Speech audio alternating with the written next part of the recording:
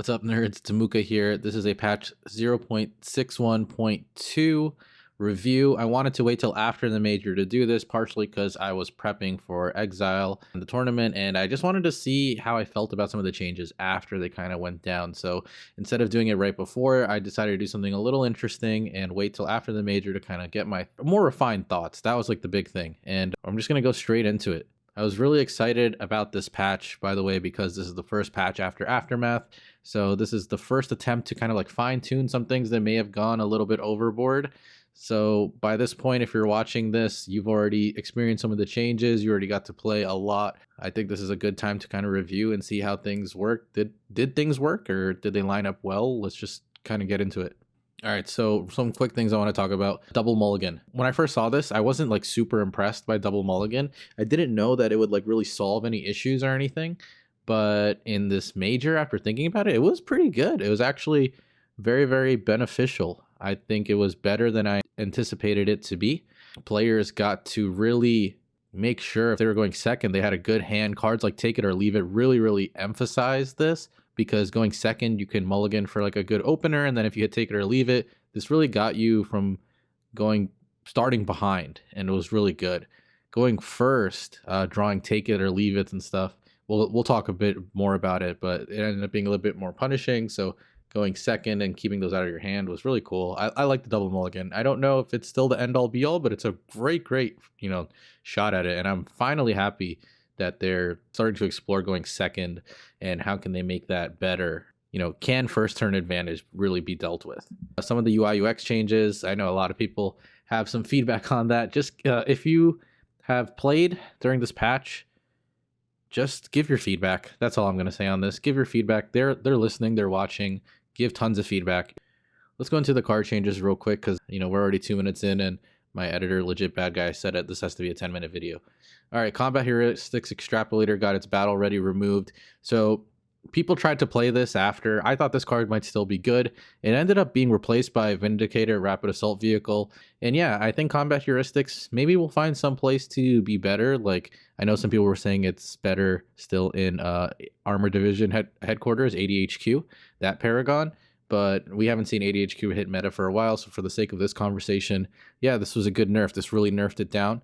And it made the card maybe be more of a niche card. It's not the central theme of a deck, and you just win because of that. And Vindicator actually fit really well. It's still a really good 3-cost vehicle. When I first thought about this patch, I said, as long as Marco gets a good 3-cost vehicle, they'll always be good. And they found Vindicator. It's a good 3-cost vehicle. So they're still good. And I don't know if that's correct or not, but that was one of the concerns I had with Marco, is that they'll always be good and consistent as long as they have a good 3-cost vehicle because of Crimson Fleet Machinist. But this was a good nerf to the card.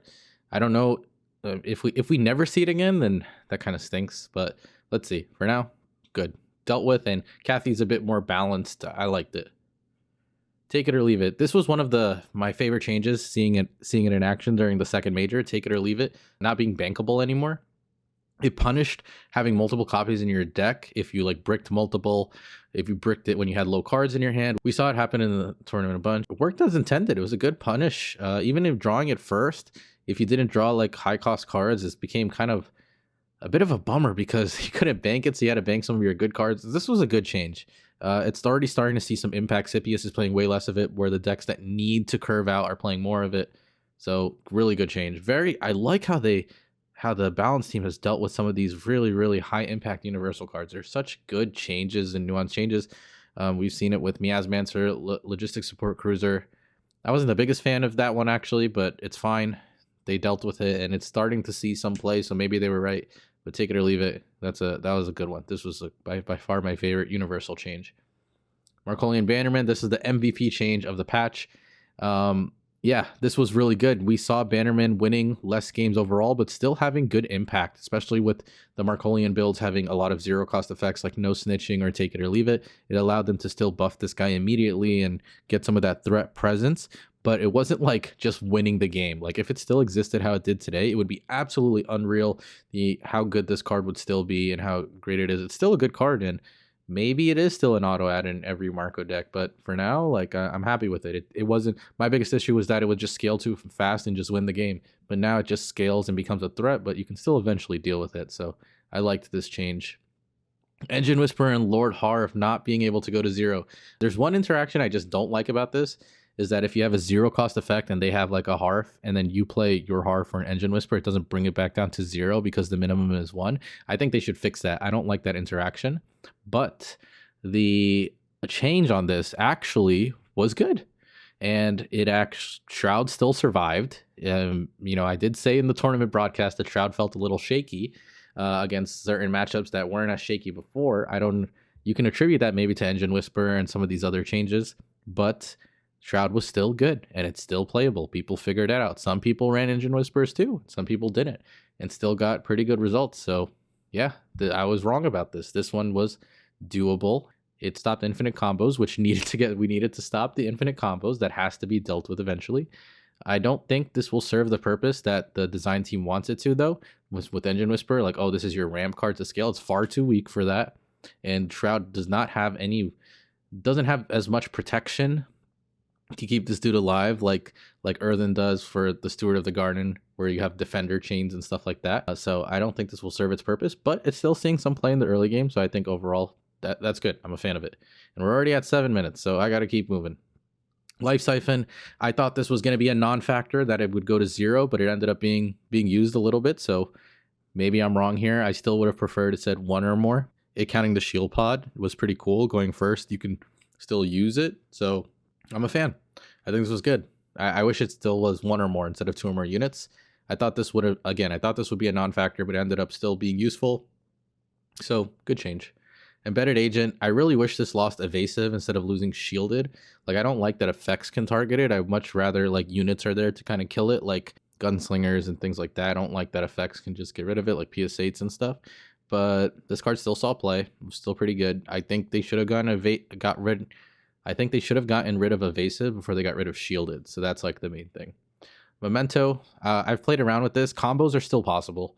So, yes, this stops the infinite combo with Critical Fusion and Portable Energy Bay and the Memento, but this does not stop the normal Memento kind of play with Augencore with TVA Star and Portable Energy Bay.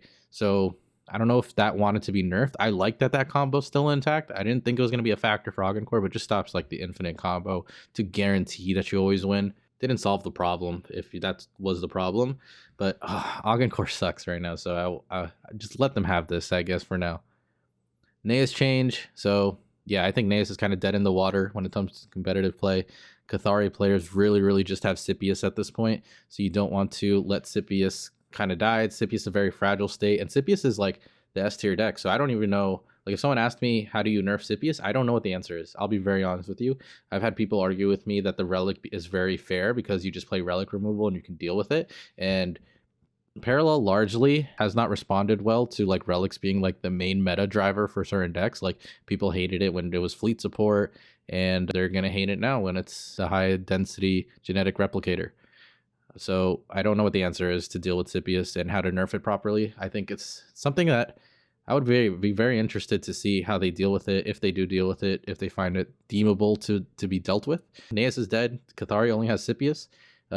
Maybe Nomega can figure out Asia, but Asia is extremely niche, so Cathari's in a very fragile state at this point. This stopped an infinite combo with Scipius, good. Allocated provision, good quality of life change, thank God. They need to fix this still. It needs to be even faster. All conceals and all reveals should just happen simultaneously. That's my suggestion. No snitching. This was already happening. Keywords. This card was one of the MVPs of the major. I really liked this card. I like it at 0. It's really good in Earthen and stuff like that. I don't know. Maybe we see it nerfed at some point, but some decks are running it in 3 of, and it is definitely a good splashable card. So if I had to pick another universal card that might be on the hit list, they might pick this one. Shield of Nehemiah. This just fixed an intended function. This card sucks, unfortunately. Maybe someone figures it out, but it's not seeing any play right now. Kafar's Rage, we saw this play out in the major. They fixed its interaction. It can ping face multiple times. I'm not the biggest fan of this card. I've said I like Formidable Presence, but it does have its kind of like really useful edge cases, like just 30-0ing your opponent. So this card's good. Maybe a 1 of, maybe a 2 of. I don't think you should make a deck around this card. At least we tried in Exile and it sucked. Some bug fixes. They fixed all banish interactions with Shield Pod. I think that's super big. Manos found out the hard way, so don't mess up with this one. Some other stuff that are really big that I wanted to talk about. Sabotage supply caches are not created by you anymore. That's a really big one. Earthbreaker Cannon works for tokens. So all you nerds that do the Nora combo, it still works. That's really good. Hacker, this card is super underrated. There's going to be some exploration here, I think, for sure. I'm going to probably make some decks with this. I think this is really, really excited for this one. And New Dawn has some bug, by the way. I think it still has the bug where the timer is kind of messed up, but we'll see. Glaive doesn't work with Logistics Master anymore. Good. Vandalizer works on both players' turn. Good. It should have worked like that, so I like that. This was overall a really solid patch. I think it was a very, very good patch. I was happy with this, and it showed in the major. I think Scipius, I don't know what to do about Scipius, so if someone figures it out, let me know. But I like all the other decks, except for Augencore. Poor Augencore. You guys are absolute trash right now. I'm going to quickly touch on that. I think it's just because Augencore has no early game, no good effects to really chain. Like, the best, Augencore needs a good 3-cost upgrade. I think that's the way they're built right now. They're so dependent on Hardling Pilot that you need a good 3-cost upgrade to kind of compete. And it used to be Kill Switch, used to be Portable Energy Evade, but now with the way the game is, like, neither of those are super exceptional or puts you at the mercy of Shroud. Shroud is just such a bad matchup. It's like how Earthen used to be. It's just super countered right now. And Workshop is just can't compete really. It's way too niche. It needs to like be directly targeting one deck, how Earthen used to be also. So Augencore needs some expansion. I keep looking at cards like this one right here. Just show it, and it sucks. Like, we need more. So Augencore kind of sucks right now. Review of the patch. I think the patch is really good. This is one of my favorite patches, and I like it. Like, Scipius is king right now, but Kathy's good, Nehemiah is good, and Neve is good. So you still have multiple Paragons that are good. If you're playing ladder, just make sure you insert that relic removal. It's really important, and I think you'll be at least fine for now. I wanted this just to be a quick one. So this is Muka. I will see you guys later, and expect more videos because I'm pumping them out now. So I'll see you later.